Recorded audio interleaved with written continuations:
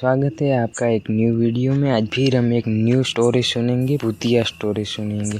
तो चलिए स्टार्ट करते हैं। एक दिन बच्चों ने पिकनिक जाने की बात कही। ये सुनते ही अंकिता की रूह कांप गई, क्योंकि उसे एक पुराना किस्सा याद आया था। अंकिता को याद आ रहा थी वो पुरानी किस्सा। ये बात अब की है जब अंकिता 10वीं क्लास में पढ़ रही। एक दिन टीचर ने पिकनिक का प्लान बनाया। अपने सभी दोस्तों के साथ अंकिता ने भी जाने के लिए हाँ कर दी और पिकनिक पर जाना था पावागढ़। पूरा स्कूल पिकनिक जा रहा था, इसलिए करीब 30 बस सभी बच्चे ले जाने के लिए तैयार हुई आई थी। अंकिता अपने दोस्तों के साथ सबसे पीछे वाली सीट में बैठ गई। सभी हंसते मस्ती करते हुए बस से जा रहे थे। तभी कुछ दूर जंगल के पास पहुंचकर उसी बस से तेज से आवाज आई। ये वक्त रात के करीब 1:30 बजे का था। ड्राइवर गाड़ी से बाहर निकला तो उसे पता चला कि टायर फट गया है। ड्राइवर ने सबसे कहा कि बस का टायर बदलने में करीब 2 घंटे लगेंगे, तो आप सब नीचे उतर जाइए। तब तक मैं इसे बदल देता हूँ और आप लोग पास के ढाबे में जा सकते, वहाँ गर्मा गर्म चाय पी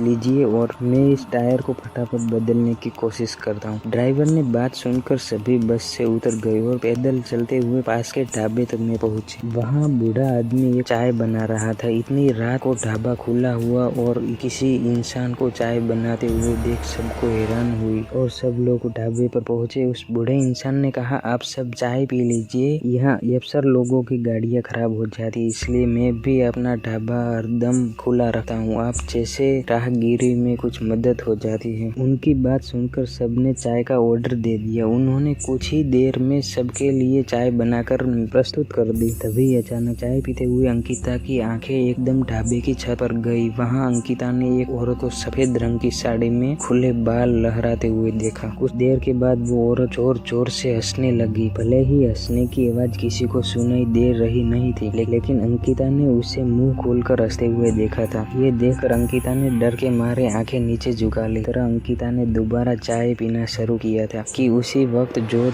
से किसी के चिल्लाने की आवाज जंगल के ओर से आई। ढाबे में बैठे हुए सभी बच्चे और टीचर उस आवाज को सुनकर डर गए। सबको डरा हुआ देखकर उस बूढ़े इंसान ने कहा कि मैं देखकर आता हूँ कि क्या हुआ है, आप लोग यहीं बैठे रहो। इतना कहकर वो आवाज की तरफ बढ़ गया। तभी एक लड़की को खून की उल्टी लगातार होने लगी। उसको देखकर सबकी हालत और खराब हो गई। इसलिए उसी समय टीचर ने कहा कि तुम सब आग जलाओ और उसके बगल में बैठ जाओ। सबने मिलकर आग जलाई और गोल घेरा करके बैठ गए। टीचर ने सख्त लहजों में सबसे कह दिया कि अकेले में कहीं नहीं जाओगे। वैसे भी सब इतना डरे हुए, अकेले कहीं जाने की हिम्मत ही नहीं हो रही थी। आग के पास बैठे 3 बज गए। तब कहीं जाकर वो बूढ़ा इंसान जंगल से लौटकर आया। उसने सबकी तरफ देखा और कहा कि इस चीज को सब भूल जाना, नहीं तो जीना मुश्किल हो जाएगा। इतना कहकर वो ढाबे के अंदर चला गया। तभी वो ड्राइवर भी टायर बदलकर उस लेकर ढाबे के पास पहुंचा। सभी लोग भगवान का नाम लेते हुए उस बस में बैठ गए। टीचर ने बस में बैठते ही सबको कहा कि कोई एक दूसरे से बात नहीं करेगा, सीधे ही सब सो जाएंगे। टीचर की बात मानकर सब चुपचाप बस में ही सो गए। उसके बाद पिकनिक स्टॉप पर सब पहुंचे और करीब 1 हफ्ते बाद घूमकर आ